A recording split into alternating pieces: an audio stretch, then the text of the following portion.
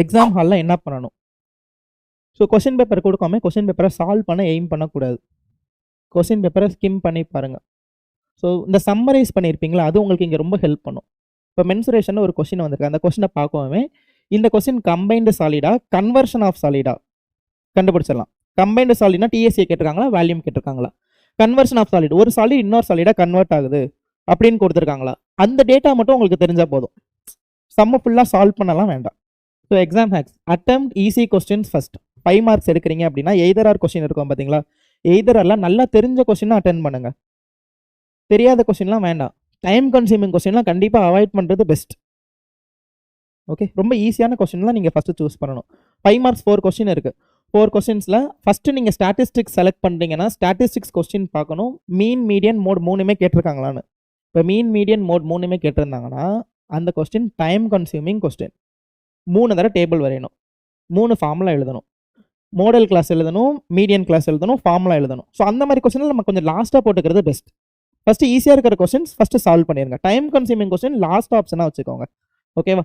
Next neat diagrams. Confirm pencil தான் use பண்ணணும், pen use பண்ணாதீங்க. Pencil, pro circle, eraser, compass எல்லாம் கொண்டு போய்க்காங்க. சர்க்கிள்ஸ்லாம் இருந்ததுன்னா நீட்டாக ப்ரோ சர்க்கிளில் ட்ரா பண்ணுங்க. Drawing towards the right side, question number towards the left side of the margin. Drawing வந்து ரைட் சைட் போட்டுக்கணும். டிராயிங்கில் எல்லா மார்க்கிங்ஸும் நீங்கள் கொடுத்துருக்கணும். Centre O, ABC. Suppose application of trigonometry இருக்குது அப்படின்னா அதில் கன்ஃபார்ம் என்ன பண்ணணும், ரைட் ஆங்கிள் ட்ரையாங்கிள், இங்கே ரைட் ஆங்கிள் ஆயிருக்கு. தென் ஆங்கிள் ஆஃப் டிப்ரெஷன் இருந்துச்சுன்னா we should draw line of sight also. Line of sight அது மென்ஷன் பண்ண வேண்டாம். லைன் ஆஃப் சைட் மென்ஷன் பண்ண வேண்டாம், அது சும்மா ஒரு டாட்டர் லைன்ஸில் நீங்கள் காட்டினா போதும். Line of sight compulsory angle of depression கொஸ்டினில். Okay, and then next write formula first. Given data எழுதுனதுக்கு அப்புறமே நீங்கள் ஃபார்முலா எழுதிக்கிறது best. Given data compulsory. Sometimes given டேட்டாக்கும் மார்க்ஸ் இருக்கும். அந்த மென்சுரேஷன் ஏரியாவில் தான் நமக்கு வரும். மென்சுரேஷன் ஏரியாவில் கிவன் டேட்டாஸ்க்கு கன்ஃபார்ம் மார்க் இருக்கும். ஸோ கிவன் டேட்டா ஸ்கிப் பண்ண வேண்டாம். Okay, next step wise solution. So இந்த ஸ்டெப் வைஸ் சொல்யூஷனுக்கு மீனிங் என்ன? கரெக்ட்.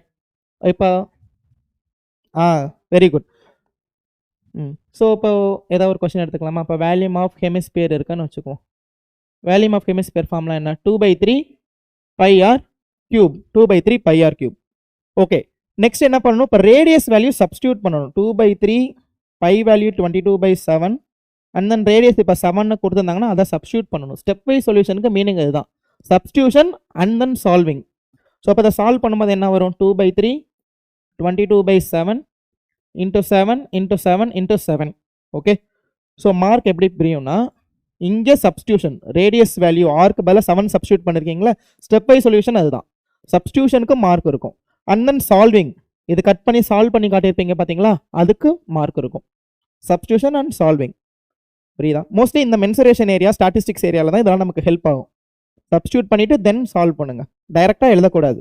மோடல் கிளாஸாக இருந்தாலும் மீடியம் கிளாஸாக இருந்தாலும் டைரெக்டாக லோவர் லிமிட் சப்ஸ்டியூட் பண்ணக்கூடாது, டைரெக்டாக சிஎஃப் சப்ஸ்டியூட் பண்ணக்கூடாது. ஓகேவா? Okay, and then proper units, unit conversion check பண்ணிக்கோங்க. மென்சுரேஷன் சால்வ் பண்ணுறீங்க அப்படின்னா எங்கெல்லாம் நீங்கள் சர்ஃபேஸ் ஏரியா கண்டுபிடிக்கிறீங்களோ அங்கெல்லாம் கன்ஃபார்ம் சென்டிமீட்டர் ஸ்கொயர் போட்டிருக்கணும்.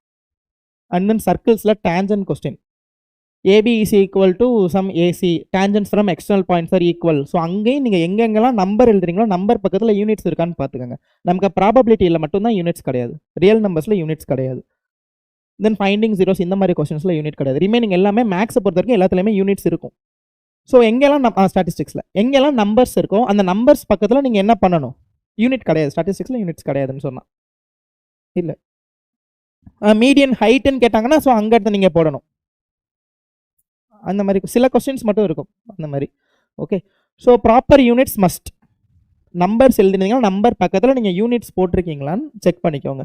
Okay, avoid calculation mistakes. Silly calculation mistakes means அந்த டிரான்ஸ்போசிஷன் சைடு டிரான்ஸ்போசிஷன் பண்ணும்போது k divided by 7 equal to 2 divided by 4னு இருக்குது.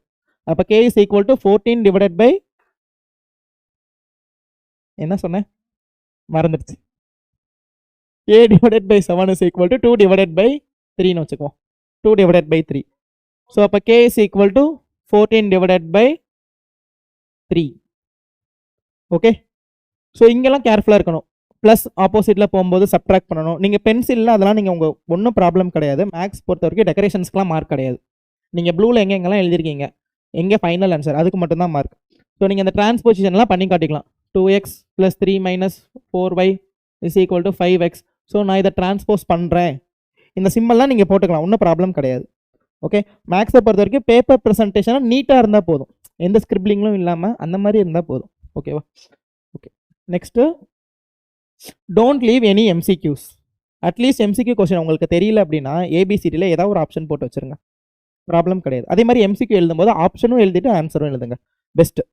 ஆப்ஷன் எழுதிட்டு ஆன்சர் எழுதுறது பெஸ்ட். ஓகே.